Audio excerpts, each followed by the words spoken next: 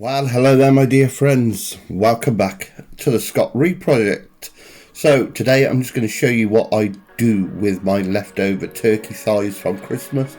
Obviously I had a whole turkey, so I cut it into a crown, split the legs into drumsticks and thighs, roasted the drumsticks in the crown, and I was left with these little beauties and a little tray of pigs in blankets. So I thought I'll take the bone out and stuff it.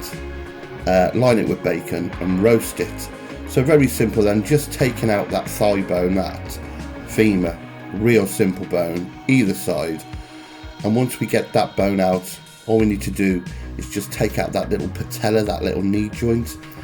And then it's a case of just giving it a bit of shape basically.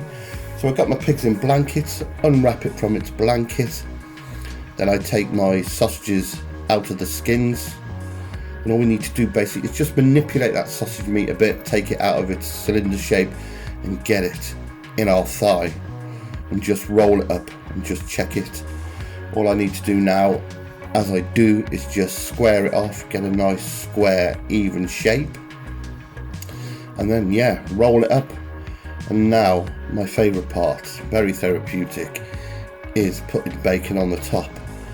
And I know it sounds a bit weird, but stretching that bacon out, I know I've got to get out more, is just, I don't know, therapeutic when you've done hundreds of them.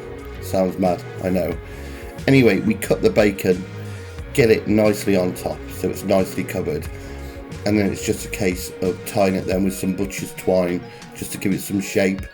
So you can use the butcher's twine here like I'm using. I will put a link to a knot in the description, or you can use those lovely elastic poultry bands, or even just some skewers to hold it together. So all we're doing is just tying it so it retains its shape really.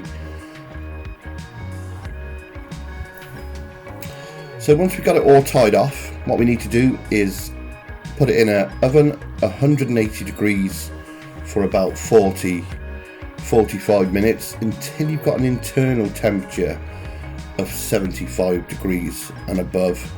But as you'll see, look at it, absolutely gorgeous, and that bacon protects it. And of course we got the sausage meat inside, which makes it nice and moist, and that lovely pan juice at the end there into slices. What a picture this looks, absolutely beautiful. So there we have it, one stuffed turkey thigh.